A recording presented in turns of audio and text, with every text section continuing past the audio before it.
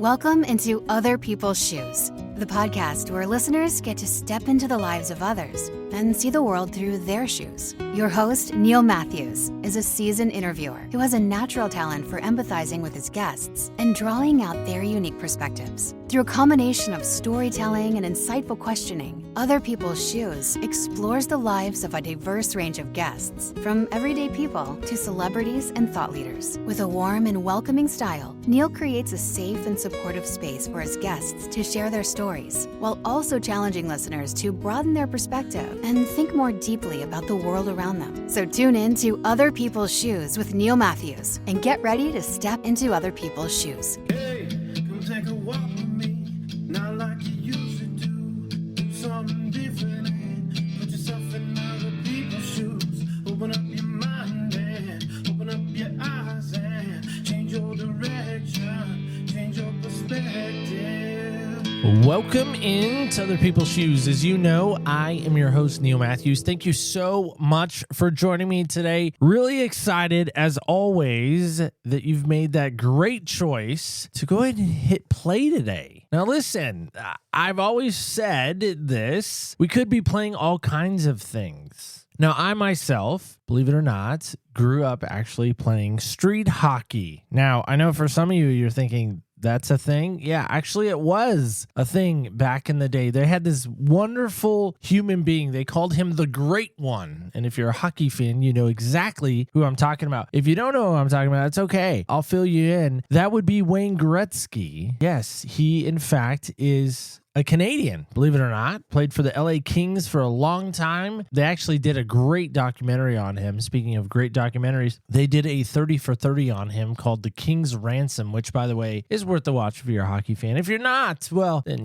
maybe watch it anyway. Why all this hockey talk? Well, I just feel like if we're going to talk hockey, we gotta be in a very cold place, perhaps. Help me welcome in my new friend from the Great North, Gloryah. Gloryah, how are you today? Doing good, other than a brewing cold, but hopefully your audience will forgive me for that. Now, when you say brewing cold, now is that in relation to the temperature or your feeling of brewing cold? Oh, feeling brewing cold. It's definitely hot outside right now. Because whenever I think of Canada, which is where you're from, right, I always think of very cold weather. Maybe not Eskimos, because that's, I feel like that's like Antarctica, maybe Alaska. Like Canada, I've never even been to Vancouver, which is kind of on my side of the Canada side of things. But I dream one day of going to Winnipeg, partly because of the Jets. Speak to that, maybe. Yeah, the winters can definitely be cold. I don't know what the translation is between Celsius and Fahrenheit.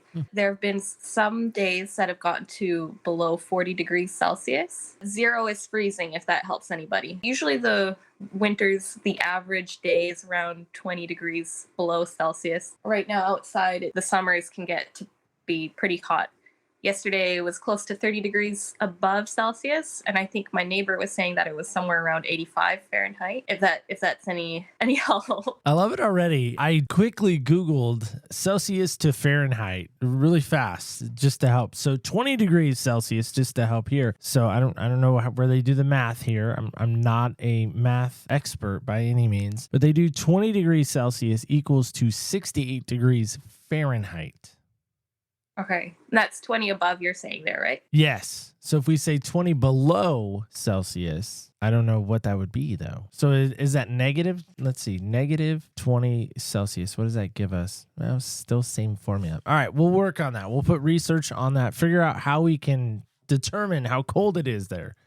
Yeah. But you get a lot of snow, right? Oh, yeah. I think our first snow dumping this year, which was, according to our neighbors, was abnormal. We had about 1.5 feet on our very first dumping. For the first few months of winter, we definitely had a lot of snow. And then the second half of winter was more just cold and freezing snow that just gets compacted. You try to lift a block of that like ice. Canada, just a fun place. Now, a lot of maple syrup there. That's a stereotype. Sorry. Oh, it's okay. It's still pretty expensive here. You have to go to to like Quebec to all the, I think, discounted syrup. I've been to a couple winter fairs as a kid, and they would take hot maple syrup and they would drizzle it in the snow, and they'd take a popsicle stick and just wrap it around that melted snow with the syrup. It makes like an instant popsicle. It's really good. Only in Canada.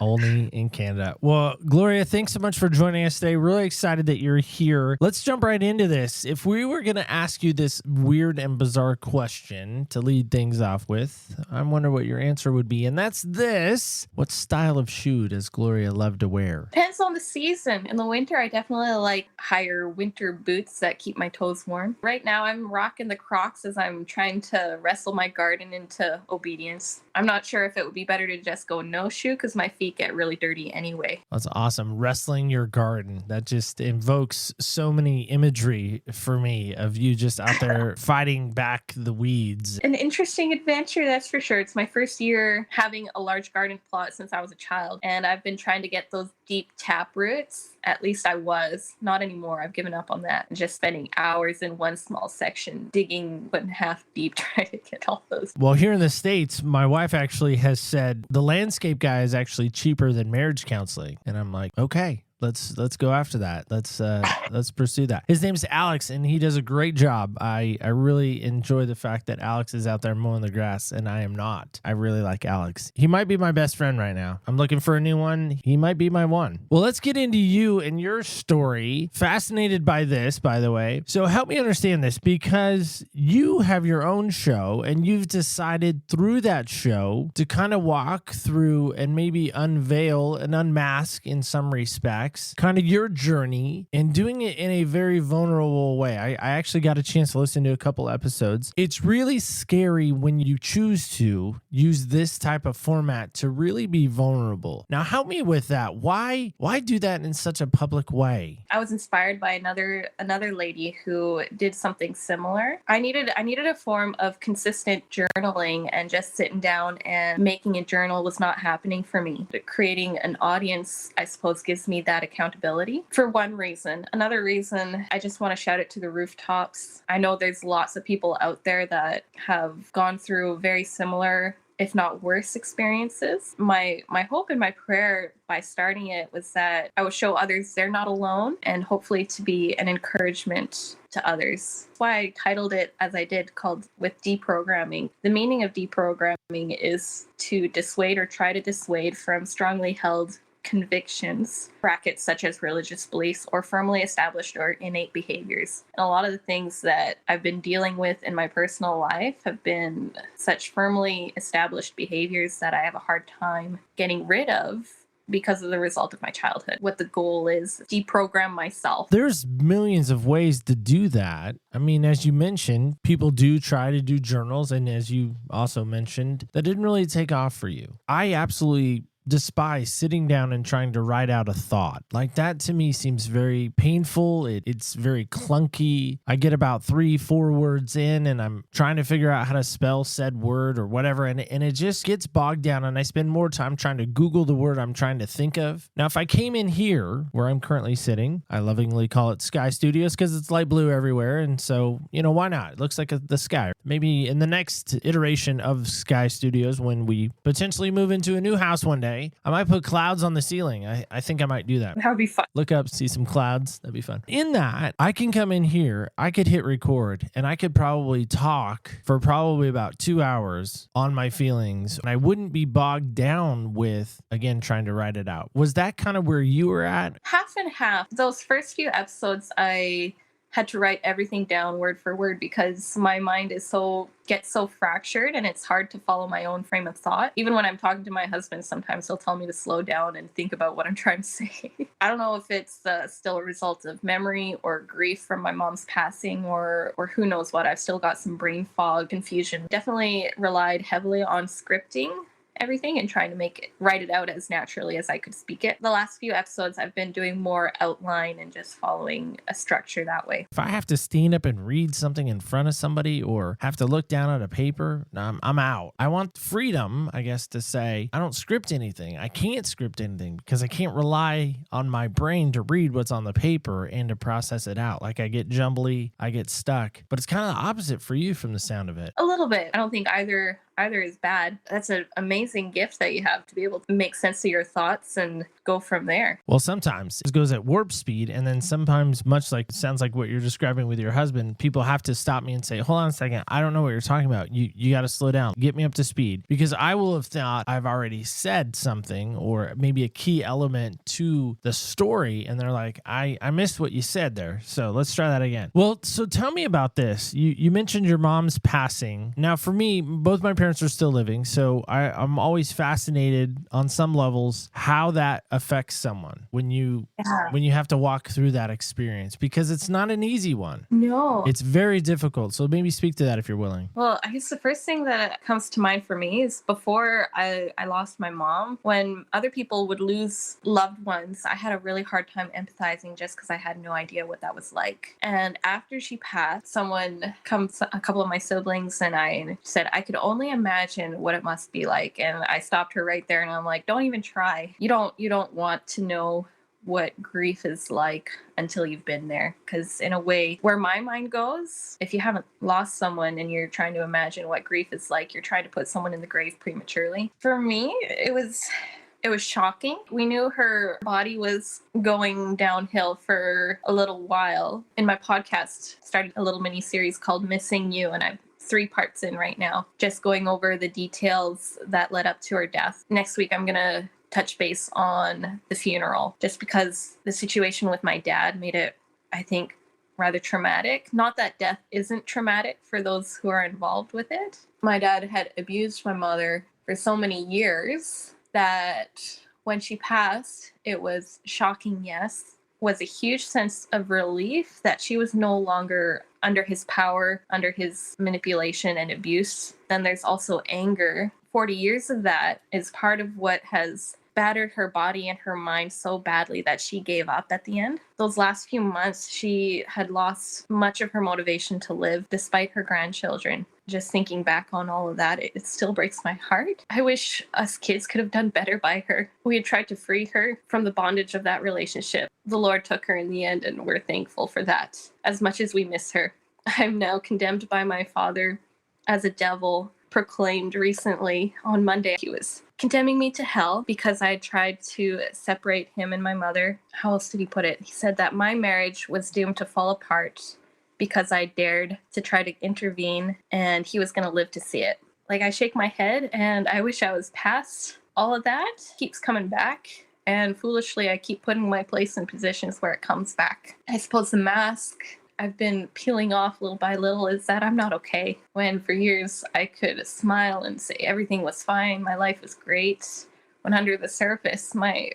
heart was shriveling away. But I always feel like Canada and the United States, there's this gigantic border between us, and really there's not. It's fun for me to tease folks from Canada because, you know, they seem to always say A in everything they do, or sorry. But here's the reality. You're a human being just like me, going through your own struggles just like me. I think it is so insincere when someone comes along and says to someone else, no matter what the situation is, well, I know how you feel. I know exactly what you're going through. Your parents died. Well, my parents died too. I know exactly how you feel in this moment. I know what that was like. You don't actually know what it's like. And I say quite often, to walk in other people's shoes, you really do get a different perspective on life. Listen, there's a shoes of grief that no matter what shoes we're in, no matter if we try our very best to be you, we can never know the pain of what that's like. We can't. As much as we want to have empathy, as much as we want to be there for that person, we can't. There are some things we can't replicate.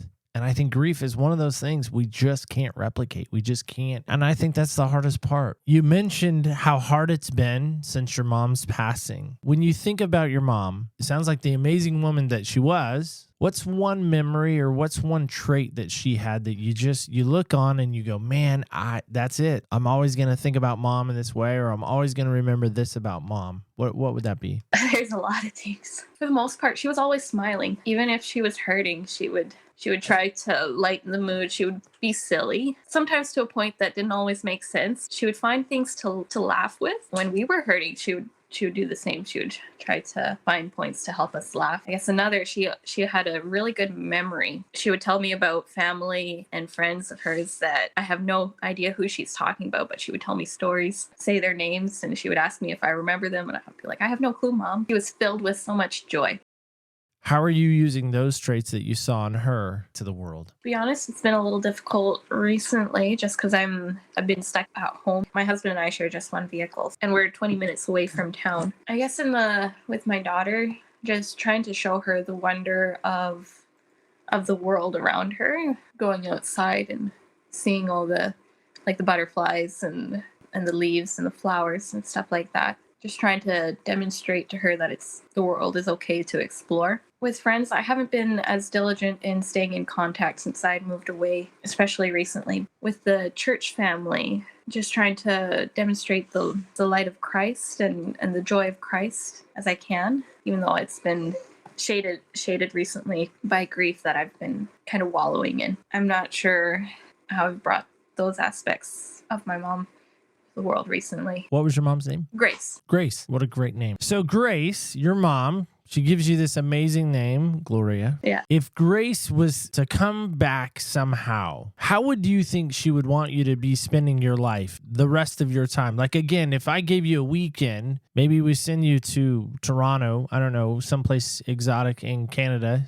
That sounds like Toronto to me. Maybe it is Vancouver. If we sent you someplace and we said, hey, Gloryah, you get the weekend with Mom again. Yeah. We give you Friday night to Sunday night. What do you do with Mom during that time? Sit and talk, I think. Yeah, sit, talk about mothering my child, family.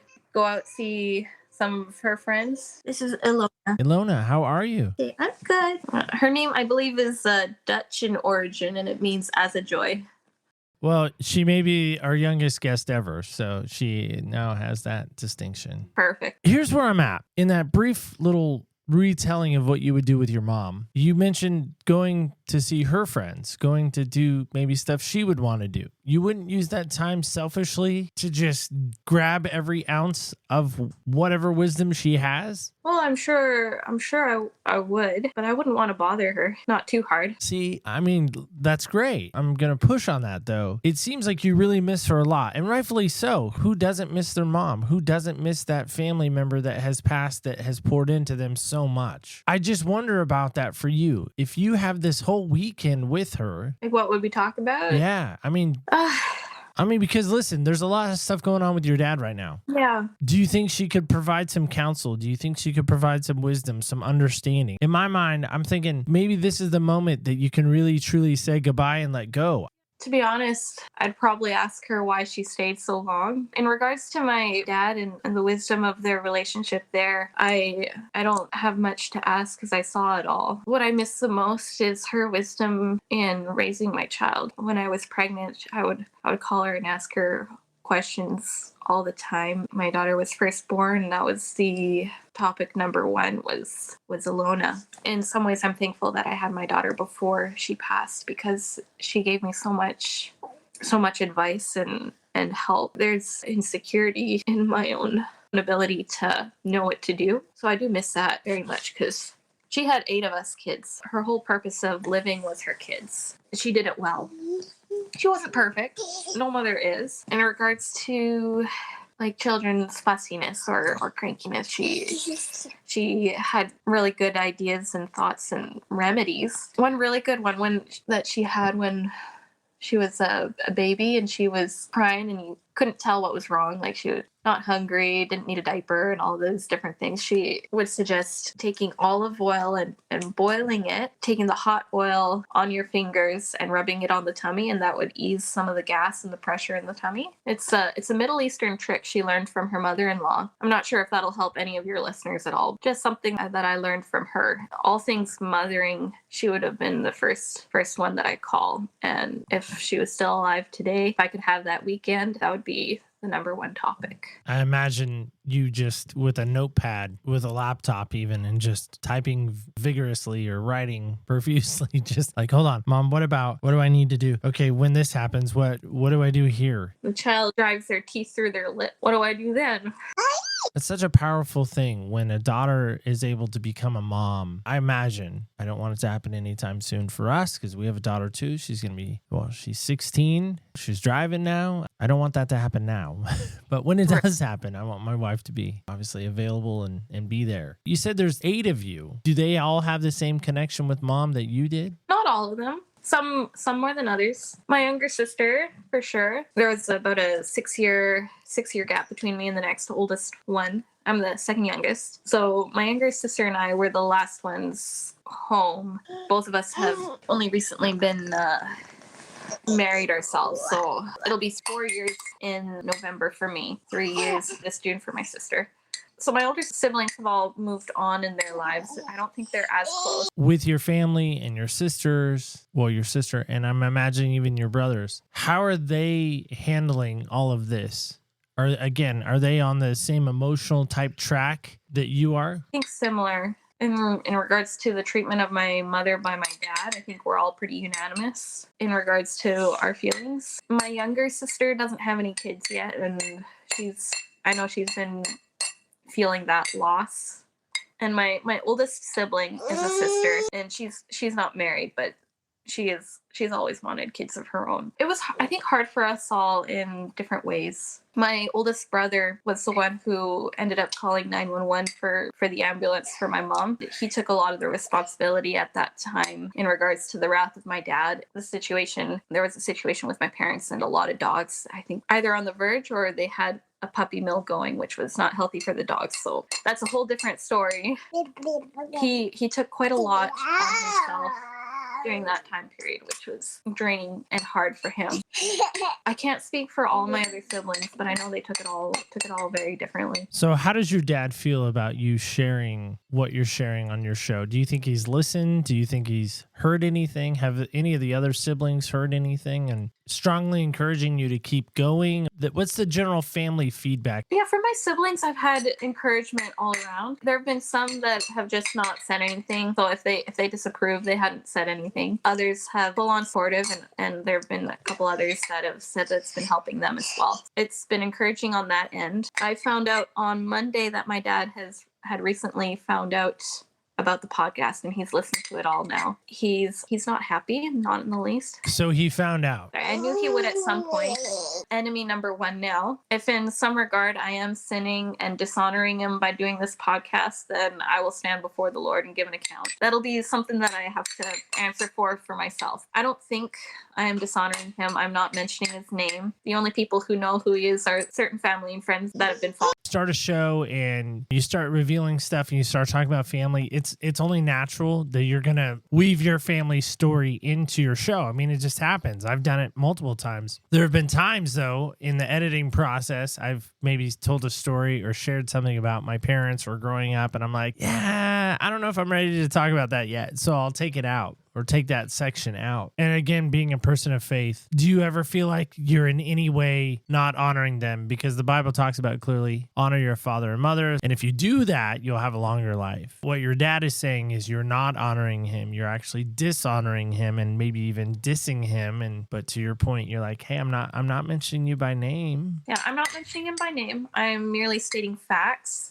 Even though he has conveniently changes history to his own convenience. He did that at the funeral. Part of what narcissists are is they change reality, which can be extremely confusing to the people under their thumb. The whole purpose of the podcast, even though I'm revealing so much about him, less about him and more about my own healing and my own journey towards healing, and revealing what I've been through is a big part of that. And unfortunately, I can't avoid it, even if I wanted to. My goal is to be as honest as I can and as respectful a way I can. If he can't handle that, if he can't take the truth, then ultimately it's out of my hands. I can't change my memory to accommodate him. Does it mean I'm remembering things wrong? I don't think so, even though he would like me to believe so. I just wrote down a quick thing about what narcissistic abuse is online that put it really well, is that narcissistic abuse is psychological violence. Am I honoring him? Am I dishonoring? Decided to go no contact last year, even though I kind of broke it this weekend. I had fought with feelings of honoring and dishonoring him as well, because I never had a clear example of what honor looks like. I'll be very fair that I still struggle with what that looks like. What does it look like biblically? What does it look like practically? Yeah, that is a struggle that I definitely deal with. I've been moving forward in faith that I'm doing my best to state just the facts and not make things up, to honor him by not publicly disgracing his name. At this point, that's the best I can do. If you could somehow get a message to your dad, because again, you're saying that you're trying your very best to put up some boundaries and some borders, some space between you two. What do you really hope he hears from you on the show? And maybe you'll reveal that eventually. No matter what type of show you're doing, the hope is that somebody gets something out of it. They can take away something. They can use something in their life. What would be your hope for your dad? But my prayer has been the same since I was a child, really.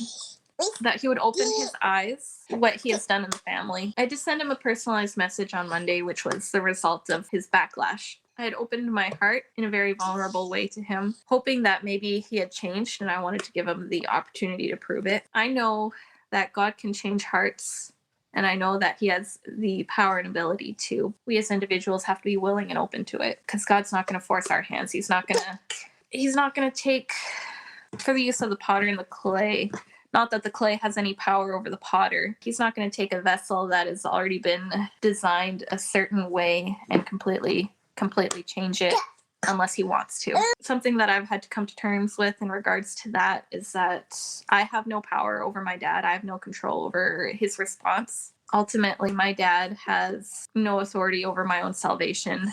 Is your dad a believer? He says he is. Is there any evidence of that? I really don't know. He goes out, shares the gospel with people theoretically, but his form of the gospel right now focuses on Revelation and Daniel. What's interesting, that's what attracts people to Christ. I'm not sure what he thinks of the gospel right now, and I'm not sure his heart is at with the Lord, and it's not my place to judge. What I do know is that he has not for one day in his life demonstrated the fruit of the Spirit. There's your answer, right? In that regards, I leave him in the hands of the Lord. In our show with this amazing thing called Senseless. So I'm going to roll for you. We'll try to wrap this up. All right. You got a number 5. See that there? Number 5. And that's this. Wow. This is kind of ironic. You saw the number. This is what the number correlates with. It's 5 things you would love to say to your mom and dad. Okay. 5 things I would love to say to my mom and dad. Mom or dad. You can pick. There you go. Daddy, good job. To my mom, I miss you. Thank you, Mom, for everything. Sorry, Dad, we can't have a better relationship. Dad, I pray that God changes your heart. One more, right? Yep, one more. It can be to both of them, maybe, if you want. Mom, you made beautiful grandchildren.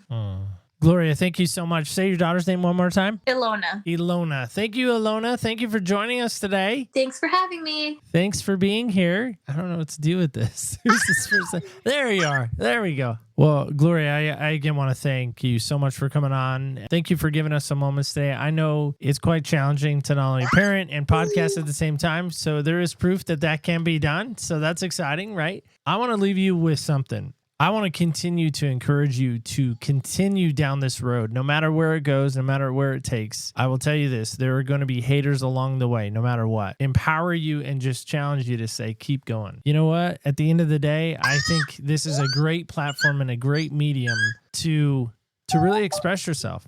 And don't be afraid of that. Because even the conductor had to turn his back on the crowd in order to direct the orchestra. That's a good image. Thank you so much for having me, and pray that your day goes well and that your audience's day also goes well. God bless you. Before I let you go, though, tell us, where can folks listen to you? Where can they find you? How can they connect if somebody's walking through the same type of thing? I'll let you lead with that. My podcast is called Deprogramming the Adult Child of the Narcissist. It can be found on most podcast platforms like Spotify. I'm also on Facebook and Instagram. Facebook, I have a group with the same title. You can also find me by my name, Gloryah Rodgers, to look at the description for the spelling, because the spelling is a little different. Yeah, I think that's my main platforms. The podcast is mainly an anecdotal / personal study of the topic of narcissism in general, as well as personal stories in regards to my family. So if that's something you're interested in, I'd be happy to walk with you in that. Love it so much. Well, again, thank you so much. Well, guys and gals, Kids and campers alike, what do you take away with that? Young mom, heartbroken, just wants daddy's love, wants his acceptance maybe even, but doesn't want to be hurt anymore. Let's be honest, show of hands, who wants to be hurt by someone that should be loving us? Anyone? Raise your hand on that one. Anyone got their hand up? Just asking for a friend. Not for me, for a friend. I don't think anyone wants to be hurt by someone that they love. You know, Freddie Mercury a long time ago said, "Find me someone to love." Can anyone find me someone to love? It's just such a hard thing. And so I just want to challenge you. If you're a parent and you've made some mistakes, who hasn't? Hello, we're parents. We do it all the time. I just want to challenge you today. You have the power to fix that. You really do. Maybe there's been a lot of history. Maybe there's been a lot of trauma, but don't let the moment pass any longer. Maybe you messed up. The hardest thing as a parent, I will say, is to go back and say SORRY, to say I'm sorry. It's tough to do. But as we get out of here today, I just want to challenge you as a parent. If maybe today's the day that you say, hey, I got to take the mask off of pride, of arrogance, of all of this to say, I'm sorry, I messed up. I want to restart. I want to reset. If you do that, let me know. I'd love to hear it. Love to hear how that goes. Love to know that you can do that, because you can. Let me know. OPSpodcast.com is a great place to let me know. You can also let us know on our socials at OPS Podcast Show under Facebook, Instagram, and that beloved Twitter. And also, before I let you go, do not forget this. Remember, when you walk in other people's shoes, you really do get a different perspective on life. Thank you so much for listening, and stay tuned till next week when we walk in other people's shoes.